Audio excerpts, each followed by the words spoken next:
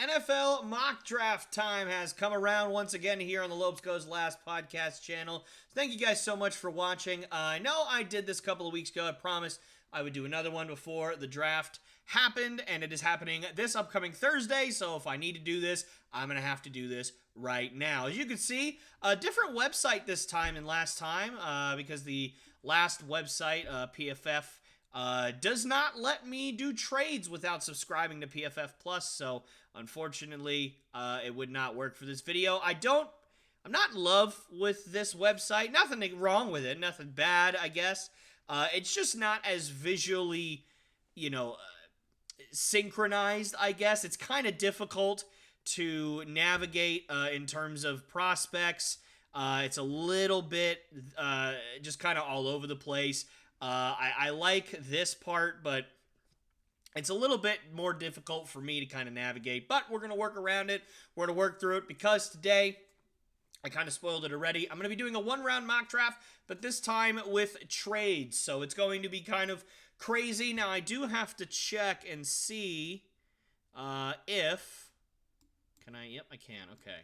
If they updated, and it looks like they have, so Green Bay has, they do have Green Bay at 13 now, and New York Jets at 15 from the Aaron Rodgers trade that happened earlier today as of time of recording, so that's nice.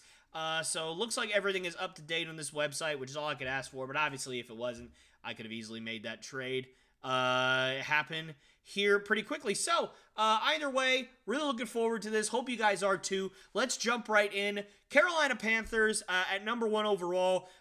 This is one of those drafts where it's not going to be straightforward at all. I have no idea what's going to happen, even from pick number 1. I think, some people have had Anthony Richardson going 1. Some people have had Bryce Young going 1. Some people have had C.J. Stroud going number 1. And heck, some people have had Will Anderson going number 1. Which I would just not be okay with if that was me. But right now, I would say that I still think Bryce Young is going to be the number 1 pick in the draft. And I think as we've gone along, I think that's become more and more the favorite thing that's going to happen. Bryce Young, he's fantastic. He's a great leader. He's won a ton of games in college. Obviously, playing for Alabama, you're probably going to do that. But Bryce Young is special. I think we all know that. Frank Reich of the Panthers doesn't typically love the kind of lack of physicality, I guess, Bryce Young would bring typically to the quarterback position, but I think that Bryce Young transcends all that. I think that he is the next big thing in Carolina, and they need a huge energy boost, and Bryce Young's going to give them that at number 1. Number 2 is going to be Houston, but I'm actually going to make a trade here. So what I'm going to do is, looks like we're going to have to do it this way, and I am going to be trading with the Indianapolis Colts. Now, I have no idea. Oh, good. Okay, so it does give you a bit of a thing. Can I not unselect? Okay, well, whatever. Fine, fair enough. We'll do that. Okay, that would be accepted. Perfect. Okay. Like I said, we're just kind of experimenting here with this website. Not really sure how it works or how the trades work, but obviously it doesn't necessarily matter here what they gave up. I'm not trying to predict what the Indianapolis Colts are giving up to get the number 2 overall pick. I'm just saying that they're going to. And here's why. We're going to say, Indianapolis needs a quarterback. Well, they could get one of the top 4 quarterbacks in the draft. Well, here would be my concern if I was Indianapolis. I'm at number 4, and I need a quarterback very badly. What happens if Carolina goes quarterback, which obviously, I wouldn't say obviously. They should go quarterback. It feels like they're probably going to. And then Houston stays put at number 2 and picks a quarterback. So that means your 2 top quarterbacks probably off the board. So now, if what I think is going to be the case, you've got Anthony Richardson and you've got Will Levis. And what happens if somebody, like, say, the Tennessee Titans or the Atlanta Falcons or the Las Vegas Raiders or the Commanders even, trades up to number 3 and picks Anthony Richardson? Well, now, if you're the Colts, you can take Will Levis at 4, and that's fine, I guess. But for me, personally, I don't think that he's worth the number 4 pick. I think he has more potential to be a bust in this draft than any of the top 4 quarterbacks. So I just think for me, I would not want that to be even a possibility if I were the Colts. So hedge your bets. You've got a decent team already. I think you're not necessarily one quarterback away, but I think you're one quarterback and a few other pieces away from really competing, especially in that division. Which, I mean, let's be honest, it's not all that good. The Jaguars are up and coming; they're pretty good. The Titans, we don't really know what's going on with the Titans. We don't really know where they're at. They have good pieces, but they just haven't been able to put it together. And then the Texans are the Texans. So, they're not going to be ready for at least 2 or 3 years at this point, probably. So I think you really have a shot if you're Indy. Hedge your bets, trade up to number 2. And if you're Houston, you get some extra draft capital that you desperately need because you just need depth in all positions if you're Houston. You need talent at just about every position in the draft. So for me, I would say Indianapolis trade up to 2 and take CJ Stroud. Now, there's been some conversation that CJ Stroud might not even be a top 5 pick. He might fall outside the top 5 because he took some test and didn't do well on it. I don't really know. I didn't really read all of it because I was at work, but I kind of saw that during my break, and it did pique my interest a little bit, but for me, I think it's a bunch of baloney. To say that CJ Stroud is dumb, if that's what the article was insinuating, or he's not intelligent, I just don't think that's true at all. We've seen him play at Ohio State. He's fantastic. He's very physically gifted. And obviously, if you're playing quarterback at that high a level, you're probably going to be able to call some plays. You're going to be able to do what you need to do. So to say that CJ Stroud is not mentally ready, I just don't see it. I think CJ Stroud has showed his poise and showed himself out in big games to be a guy that can handle himself. So CJ Stroud, I'm not listening to all that. He's going at number 2 overall.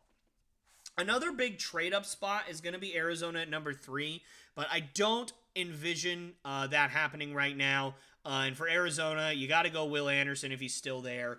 And again, this very well could be a trade-up spot. I think number 3 is really the biggest trade-up spot in the draft should Indianapolis not trade up to number 2. I think if Houston stays put, I think somebody probably will trade up to number 3 to take Anthony Richardson to make sure that he gets to them. But I think that because Indianapolis traded up, if you're Houston, now you sit there and you have the pick of the litter. You can do whatever you want. You could take Tyree Wilson out of Texas Tech and solidify that pass rush. You could take a quarterback in Anthony Richardson if you really wanted. You could take Jalen Carter. You could go corner and get Christian Gonzalez or Devin Witherspoon and pair him with Devin Stingley. You could go offensive line. You could take the first receiver off the board. There's a whole lot that you can do if you're Houston. But for me, I think that Tyree Wilson is the way to go here. I think he's a top 5 talent in this draft. He's an absolute freak. And I've watched more and more tape of him, and he's climbed up my boards. I think at one point he started out at like 13 or 14, and then last time he went like 7th or 8th, and now he's going in the top 5, and there's a reason for that. The more I watch, the more I fall in love with this guy. He's an absolute animal off the edge, and I think that Houston would do really, really well trading back, getting more draft capital, and taking Tyree Wilson. And you know what? If you've got somebody else that you're really looking for, you've got pick 12 as well. So it's not like you're missing out on something. Now, you might not get the quarterback that you want necessarily, but for me, I think that Davis Mills is just fine right now. I don't think you necessarily need to go quarterback right now. If you're Houston, I think you really need to just build the team around Davis Mills or whoever else you're going to have at quarterback. So I think taking Tyree Wilson here is a great pick for Houston. Seattle. Seattle is another spot where I've seen Anthony Richardson go a whole lot. And I definitely can see why, even though Geno Smith did sign that 3-year deal, it's really more of a 2-year deal. And so, you're not really banking on the fact that Geno Smith is going to be your long-term solution, even though he had a great year last year, obviously. Great, fantastic story. And so for Seattle, I don't know necessarily. I think this is a decent trade-up spot, especially with Anthony Richardson still on the board. However, I think that if you're Seattle, you're probably not getting another top 5 pick for a while because you're a good team, right? You're a good team now. And you got really lucky that the Detroit Lions, not the Detroit Lions, the Denver Broncos were really, really bad. You basically, traded away Russell Wilson, got a good quarterback that was already on your team, really, got some good pieces, and made the playoffs, and got a top 5 pick for trading away Russell Wilson. And so you basically got a top 5 pick for not really moving anywhere in terms of you didn't get worse. So really, really a phenomenal trade for the Seahawks in hindsight. I said at the time that the Denver Broncos swiped Russell Wilson away, but obviously I was very wrong. So Seattle, you're not drafting top 5 anytime soon, at least you don't plan on it. So I think at this point you've got to get somebody that is going to make a difference for your franchise long term, and it's going to be a game wrecker, going to be somebody that's going to really make a difference. And I think that is why Anthony Richardson is such a good pick here in terms of the projections, right? Because you don't necessarily need Anthony Richardson to start for you right away because you got Geno Smith. And I think out of everybody in the world, I think Anthony Richardson just makes the most sense here. I love Jalen Carter, and I really genuinely think that he would go to Seattle if I did not hear that they are trying to not take those tough tough personality guys or guys with bad character issues or something like that. And obviously Jalen Carter was recently arrested. So it's kind of one of those things where I don't know if Seattle's going to do that. I'm really back and forth between these two guys, if you can't tell. And it's really, really difficult for me to kind of see what's going on here and what I think is going to happen. But you know what? We're going to go Anthony Richardson here. I think I talked myself into it.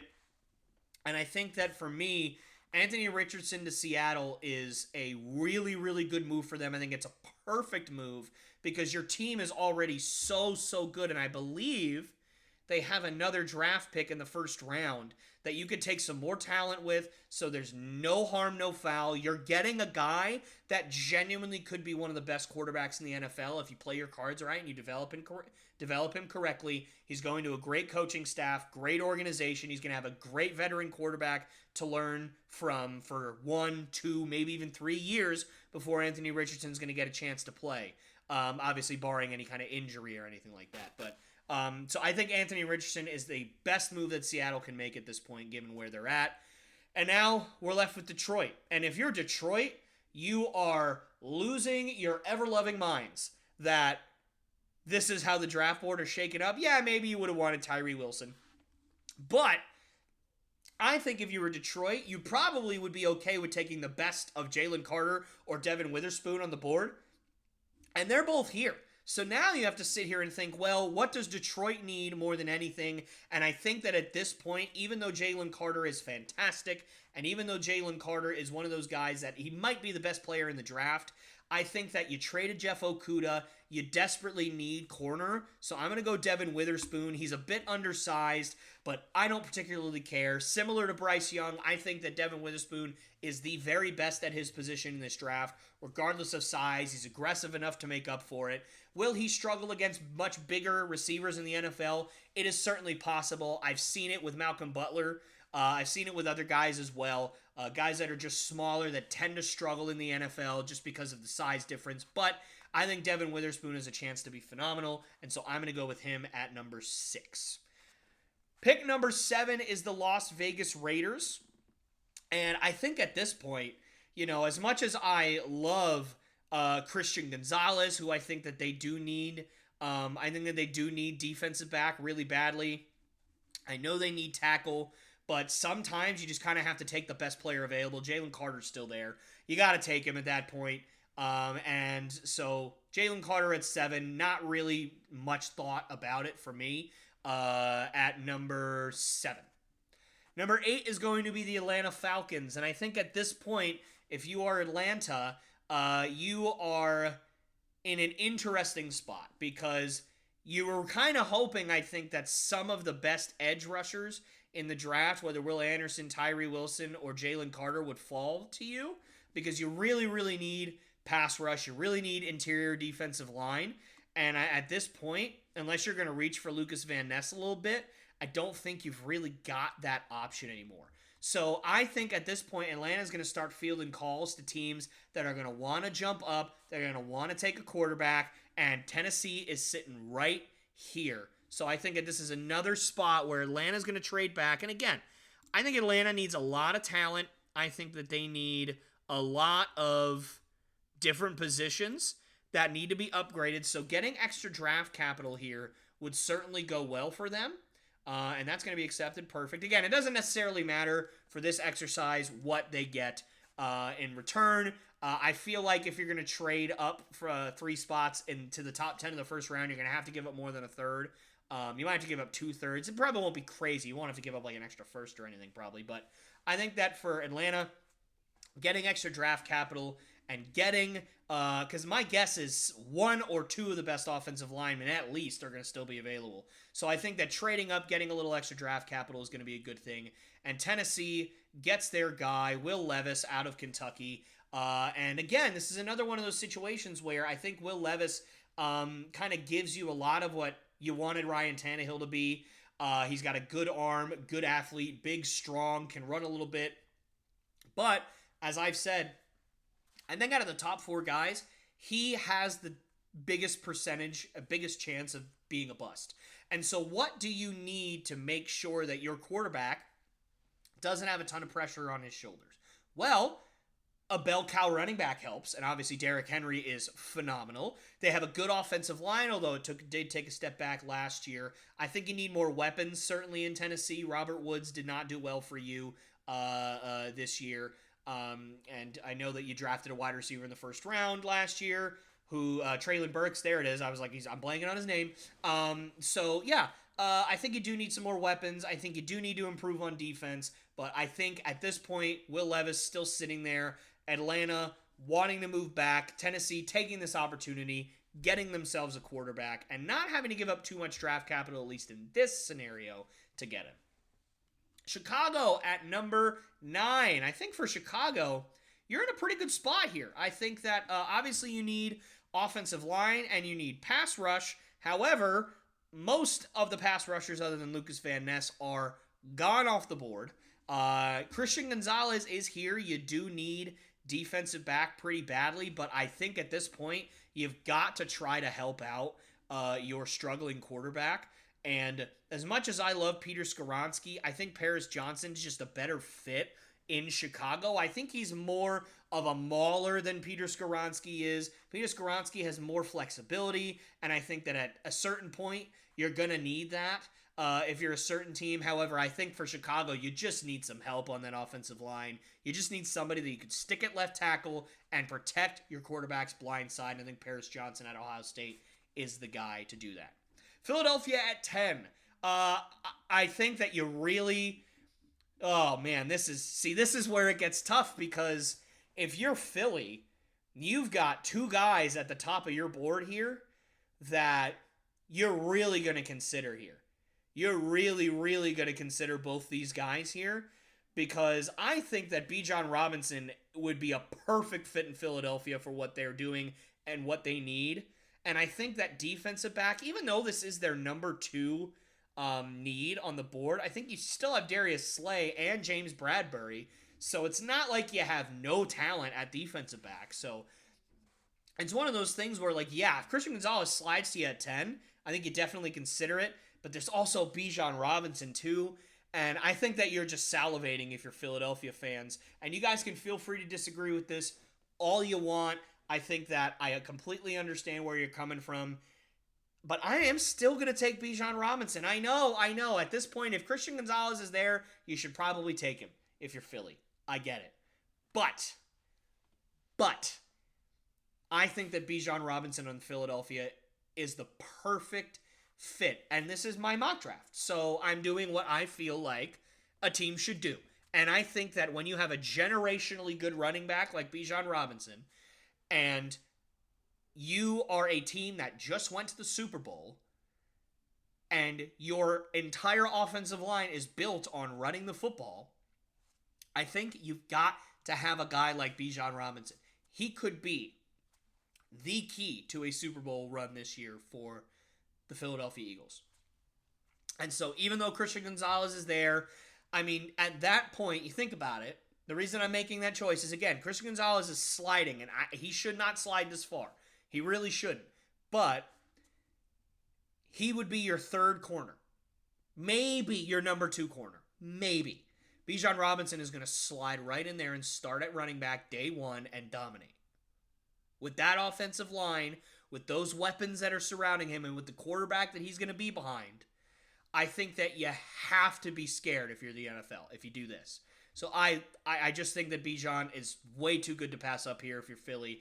I really hope, I will be heartbroken if Bijan Robinson is still on the board and Philadelphia passes on him. Unless, barring some craziness where like Will Anderson slides to 10 or something like that. But yeah, Bijan Robinson at 10. Atlanta, you've got to love it if you're Atlanta. I think that obviously the fact that you probably would have taken Christian Gonzalez at 8 if he was there. You still need defensive line pretty bad. Miles Murphy is still here. Lucas Van Ness is still here. There's plenty of guys that I think that you could take, but Christian Gonzalez at this point is too good to pass up. He is here at number 11, and you got to go with him at this point.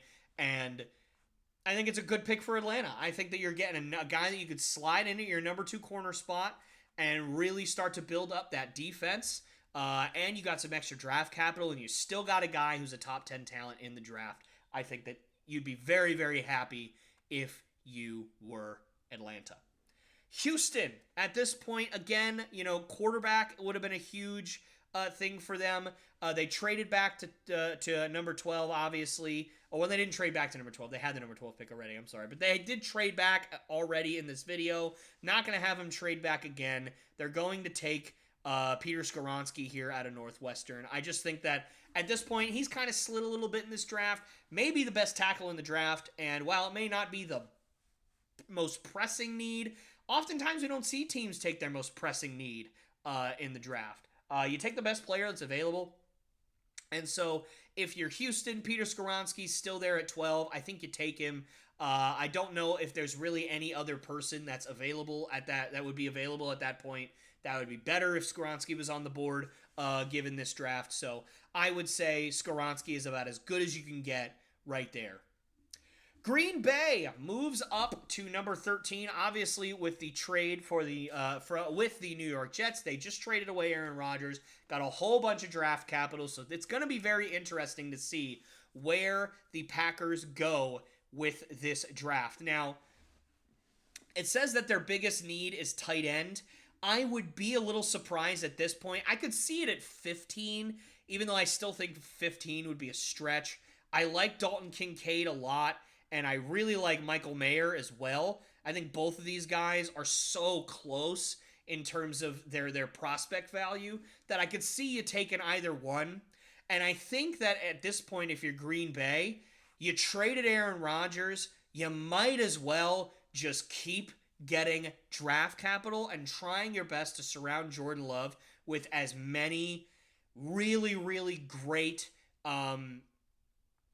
talented players as you possibly can. And so what do you do now if you're Green Bay? You can stay put, but I think that they should trade back. And so now the question becomes, who are you trading back with, and what are you trading for? Like at this point, at 13, what are you trading back for? Who is going to trade up, and who is going to make this pick? So Jackson Smith-Njigba is still on the board here. And so looking at these teams, there is one team that stands out in my mind that desperately needs to draft a wide receiver because their quarterback is about to leave town if they don't get some weapons. And in case you've been living under a rock, that team is going to be the Baltimore Ravens. So we've got the Baltimore Ravens going to be trading up with the Green Bay Packers.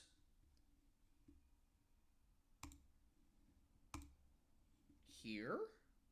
So we'll give them, let's do a third. Too much. Okay. We'll do a third and maybe a fourth. No? Can I not unselect? I can. Okay. So let's do a second next year. Does that work? Okay, perfect. All right, so now Baltimore has traded up in front of New England because let's be honest, New England's probably going to take Jackson Smith-Njigba if he's there, but in this universe that doesn't happen because Jackson Smith-Njigba goes to the Ravens. And I wouldn't be thrilled because I'm a Patriots fan. I'd love Jackson Smith-Njigba if he was on the team and he fell to the Patriots at 14. But I think that you'd be thrilled if you're a Baltimore fan. Jackson Smith-Njigba has separated himself from the rest of the wide receiver class at this point. To me, at least, he's the clear number one in this draft. I love Jackson Smith-Njigba. Huge Ohio State fan. So sure, I'm a little biased, but you know what? He's a fantastic prospect. He's got everything you need. He's got burning speed. He can go past you. He's a great route runner. He's great at catching in traffic. And he's just a guy that can get open on the outside, on the inside. He is so versatile at every facet of the game. And so I think Jackson Smith-Njigba will slide right next to Rashad Bateman as your 1A or 1B wide receiver that Lamar Jackson can throw to if Lamar Jackson is still around. Because guess what? Who knows? Maybe Lamar Jackson gets traded during the draft. That's what I love about the draft. You just never know what's going to happen. But we're going to say Jackson Smith-Njigba goes to the Ravens. And now if you're New England, you sit there and you say, crud, our number one wide receiver on the board is now gone. But that's okay because check it out. We've still got pretty good options available here. Joey Porter, obviously a great fit in New England. You're gonna need a defensive back. I think Nolan Smith makes a lot of sense. Broderick Jones is still on the board. But I think for me, I didn't really think about it until a few days ago. But I really like Lucas Van Ness.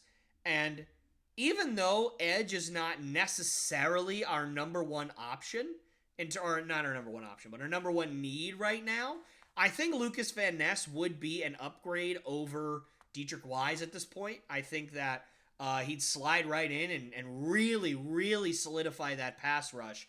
And also, let's be honest, Bill Belichick is always really, really hesitant drafting a defensive back in the first round. And so, as much as I'd love Joey Porter Jr. out of Penn State, I just don't think that Bill Belichick would take a defensive back unless Devin Witherspoon fell or Christian Gonzalez fell.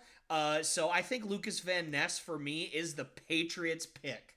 It wouldn't be my favorite pick in the draft. I like Lucas Van Ness a lot. It wouldn't be the biggest need on our team at that point, but I do think that let's be honest, would you be shocked if that happened? He just seems like a Patriot. He'd slide right in and give that pass rush another kick in the tail. And so I think that I would like it. I'd be like, you know what? Okay, I'm cool with that. If I saw that happen in real life. The Jets at number 15. Obviously, they had the 13th pick, traded for Aaron Rodgers, and now has the 15th pick. They used a pick swap and also gave up seconds and thirds and 12th. It's just all a whole bunch of picks. So now at 15, what do? Well, you definitely don't need corner. So I don't think Joey Porter Jr. makes a lot of sense here. Offensive line is really something that they've struggled with over the last little bit, and defensive line as well. And I think you got some good options here. Darnell Wright out of Tennessee, I think makes a lot of sense. Obviously, Broderick Jones as well. And then Myles Murphy and Nolan Smith, too, are here as well. But I'm going to go Broderick Jones. I think protecting your 39 or how many years old Aaron Rodgers is, 38, 39, somewhere around there, year old quarterback is going to be monumentally important for a playoff run this year. And if you're Jets fans, you're thinking about Super Bowl. You're not thinking about playoffs. You're thinking about Super Bowl because you think about it, you should have been in the playoffs last year, but instead you had an actual garbage can at quarterback. So you didn't get to do that. But now, your offensive line, your quarterback, and your defense and weapons are already going to be there in terms of, they're already playoff ready. The rest of your team. You just traded for your quarterback that's going to lead you there, and now you're solidifying your offensive line, which was the other real big need that you had. So I think that if you're the Jets, you're thinking Super Bowl, and Broderick Jones is a big step in the right direction. Commanders at this point, I know quarterback is a huge need for them, and I don't think that they're going to get it at this point. And then defensive back, I think you're okay where you're at if you're Washington. So I think this is going to be another spot where a trade will happen. And I think It's going to be the LA Chargers. And the reason the LA Chargers are going to trade up is because last year their defense, despite everything saying that it shouldn't have happened, is was atrocious. So let's be honest with ourselves here. Their defense was atrocious. So let me. So this website for some reason won't let the Commanders trade with the Chargers. So I don't really know where to go from here. Because I think that this is obviously wildly unrealistic. Because I would say again, look at that. I literally selected every single draft pick that the Chargers have, and the Commanders are just like, no, we refuse to move back 5 spots, which I don't understand that at all. So I guess, you really need corner desperately if you're Washington. Sorry, it's kind of derailed the whole thing, guys. I don't know what's going on here, but either way, we'll go Joey Porter here. The Commanders, you do need DB, so it makes a lot of sense. Maybe that's why it won't do it, but either way, we will move on. Pittsburgh, I think at this point, you really were hoping Joey Porter Jr. Obviously, Joey Porter played for the Steelers. Kind of hoping that he would be available. And so at this point, I would say it's probably a good idea to trade back if you're Pittsburgh. And so let's see if the Chargers, if they'll actually let the Chargers trade something here with Pittsburgh. It's one of those things where I'm just not 100% sure at this point. And yep, so that works. Again, I don't know why I wouldn't do it. I like the idea of the Chargers trading up. Wanted to do it, obviously, with the Commanders. Wouldn't happen. And I think at this point, I think Nolan Smith is that guy. I think Nolan Smith is a guy that is going to really help out on the interior and the exterior of the defensive line for the Chargers. Myles Murphy is here, obviously, but I just don't think that is the perfect fit for them at this point. Detroit now at, what pick are we even at this point? 18. Goodness gracious. Detroit Lions at 18. I think that there's a few ways that you could go here, but I think at this point, I would I would say Kalijah Kancey is that guy here. Kalijah Kancey's certainly a guy I could see being like the guy in the draft that people reach on. So I think at this point, Kalijah Kancey, while he's not a traditional edge rusher, which is I think really what the Detroit Lions need, I think that Kalijah Kancey at this point is somebody that Dan Campbell would really fall in love with and would love to get at this point in the draft at 18. So we're going to go with that here. Tampa Bay at 19, I think is, again, they're in a really weird spot. They don't really have a quarterback, and you're definitely not drafting one here if you're Tampa Bay. So I am going to say that they're probably going to want to upgrade their offensive line that has just been really just brutalized over the last couple of years. So Darnell Wright out of Tennessee. A lot of people seem to think that he's the best tackle in the draft. I don't necessarily think so, but he's very, very good. I don't think he allowed a sack in his entire senior year, which is crazy to think about. Not even a single pass rusher got the best of him at that point, which is just, again, crazy for me to think about. I think that Darnell Wright at that point is a great pick for Tampa. Slides right into your left tackle spot or your right tackle spot. Depends on where you want to put Tristan Wirfs, obviously. But I think that they're going to stick him at right tackle. So Darnell Wright slides right into your left tackle spot, solidifies the edge of that offensive line, does his best to protect Baker Mayfield, but we'll see how that goes. Seattle, Myles Murphy just feels like a Seahawk, doesn't he? I don't know why. I've always said that he feels like a Raider, but I think that door has closed just because he's really fallen. His draft stock has fallen a little bit. I think that, he's just a dog. He's just a great player, at least in my eyes. So I think that you'd love to take somebody like that if you're Seattle. Plus, edge is a really big need for Seattle, too. You really need some pass rush, and you need somebody that's actually going to help stop the run, too. I think Murphy would be good at that as well. Pittsburgh at number 21, obviously traded back a little bit in order to pick up some more draft capital, and you still ended up getting a great defensive back in Deonte Banks out of Maryland. I think that that's a great pick for Pittsburgh. I think you'd be really, really, honestly, if I was a Pittsburgh fan, I'd be really happy with that. I would say, if Joey Porter's off the board by the time you get there, trade back, get Deonte Banks a little bit later, get yourself an extra draft pick or two to move back. Because really, Pittsburgh does not have a ton of talent, especially on the defensive end of the ball. So I would say really, really good job if you are Pittsburgh. Green Bay here at 22. Now, unless I am out of my mind, I did have Green Bay trade back with the Baltimore Ravens at this point. And I think that if you are Green Bay, you're loving what's going on because your biggest need is tight end, and both of the best tight ends in the draft are still here. Excuse me as I accidentally hit the right-click button. And I think at this point, it's just a matter of preference between Michael Mayer and Dalton Kincaid. And for me, I like Mayer a little bit more, but I'm going to switch it up here a little bit. Why not? Let's go Kincaid. A lot of mock drafts have him going first. I don't like Kincaid as much as I like Michael Mayer. I always say Michael Mayer or Michael Mayer. I don't know which one it is. But either way, I do like Kincaid a little bit more. Or, excuse me, I do like Mayer a little bit more than Kincaid. But, you know what? Again, why not switch it up? Go Kincaid here. Minnesota on the clock. I think that there's a lot of different ways that you can go here. Clearly, you need a quarterback, but I don't think you're drafting one here. I just don't think that there's a ton here that you would love to have if you are the Vikings.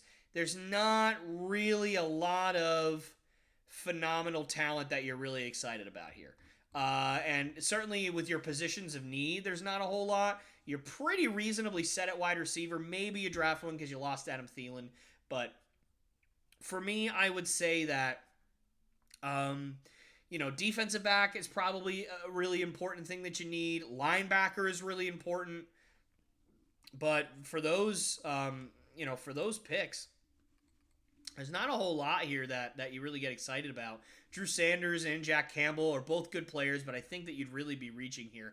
So I think this is another spot where you really feel like you could trade back if you are the Minnesota Vikings.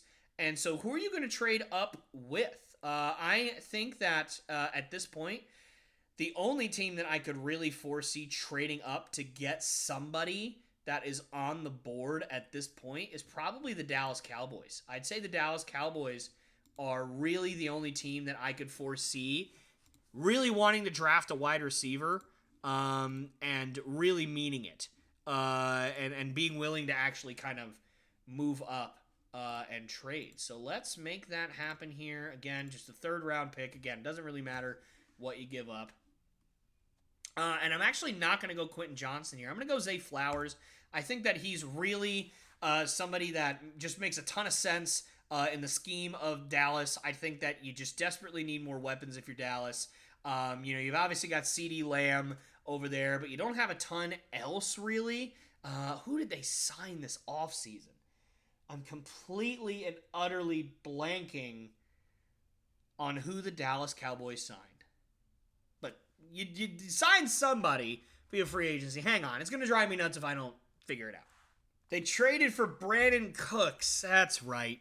I knew it was somebody, and I just couldn't remember. But, I still say that wide receiver is a big need for you if you're Dallas. Running back's a big need too, but at this point, you're not going to draft a running back. So trade up, get yourself your wide receiver of the future, and keep on trucking. Jacksonville, yes, at number 24. Man, we are flying through this, guys, so hopefully you guys are enjoying this as much as I am. I think at this point, you're really, really in a weird spot. I think that safety might be in play if you're Jacksonville. Definitely not wide receiver. You spent way too much money on wide receivers. So you know what? I'm going to get them Michael Mayer. Or Michael Mayer. I don't know how to pronounce his last name. I think that he's really good. And again, I personally believe he's the best tight end in the draft. So I'd say, you know what? Go get yourself a tight end. Evan Ingram is really, really good. He had a great year last year, but I think that if you have a two-headed monster at tight end, especially two guys that can really catch the ball like those two guys, I think it's going to be really difficult to stop. Giants at number 25. I think that if you're the Giants now, you're really having a good time because two of the biggest needs on your team are safety and wide receiver. And I think that for them, a wide receiver is the biggest need. And Quentin Johnson is still here. So let's go Quentin Johnson at number 25. Just makes a lot of sense. Minnesota traded back at this point to get to number 26. And yes, I'm well aware you have Harrison Smith. And, you might feel really comfortable with that. You might feel really comfortable with the fact that Harrison Smith is still there. But for me, I would say that I wouldn't really be comfortable if I were them. I would actually try and find a guy that he could mentor, that he could take his place. And who better than Brian Branch at Alabama? Best safety in the draft, bar none. And I think that he will really slide in and help out on that back end of the secondary. Buffalo at number 27. They are very wide receiver needy, and there are a couple still here left on the board. Jordan Addison, Jalen Hyatt, Josh Downs. All three of these guys are really, really good, but I am actually going to change things up. Maybe Jordan Addison is a really, really good fit for them, but I'm actually going to go Jalen Hyatt. I like Jalen Hyatt a lot. I think I honestly believe he's the second or third best wide receiver in the draft. So as far as I'm concerned, I think this is a great pickup for the Buffalo Bills, and I think that he'll really slide in and help out that wide receiver core out there in Buffalo. Cincinnati, you need tight end, and you need it bad. I know you need defensive back. I know you need corner, but I think at this point you're kind of reaching if you're taking a corner. So I'm going to go Darnell Washington out of Georgia. Another guy that's been thrown in there, especially recently, with being the best tight end in the draft. And I certainly can see the argument. He had crazy statistics at Georgia. And you really saw how important he was to the offense as well once he got hurt. So it was one of those things where, he may have very well been the best tight end in the draft. And he still might be. So we'll see how that shakes up. So I think Cincinnati, you get your tight end right there at number 28. New Orleans. This is a pretty easy one, guys. Brian Brzee still here at Clemson. I'm taking him. It's not even a contest for me. I think that for me, Brian Brzee could realistically go a little bit earlier in this draft. And so for New Orleans to get him here at 29, I think you'd be very, very happy with that. Philadelphia at number 30. There's a lot that you could do here, and I think that obviously you went with Bijan Robinson with your first pick. Jordan Addison is still here, so certainly you could reach and get another wide receiver and just add another weapon. But I think for me, I am going to go O'Cyrus Torrence. I don't know if I said Torrance. I don't know what happened to my voice there. O'Cyrus Torrence out of Florida. I think that he is a guy, not sure he's going to end up playing center in the NFL, but listen, Jason Kelce is about to retire, so either Torrance can play center, you can slide one of your guards that's already playing guard to center. Something has to give there, and I think adding more interior offensive line depth to your team if you're Philadelphia is a must. Kansas City, the Super Bowl champions, are salivating at the fact that Jordan Addison is still there. It's not close. That's who they're getting. If Jordan Addison is still available, certainly they are going to take him at 31. And Pittsburgh with the number 32 pick. This must be the first pick in the second round. So I'm not sure why this website did this at this point.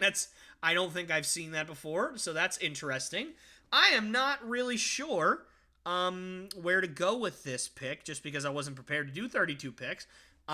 So let me see. They already got a corner. Who's a guy that slid a little bit? Will McDonald.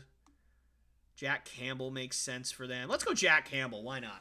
We'll go Jack Campbell. Again, it doesn't really matter because that's not a part of the first round. There's only 31 picks this year because the Dolphins obviously, as I couldn't say there, forfeited their pick in the first round this year. But that's going to do it.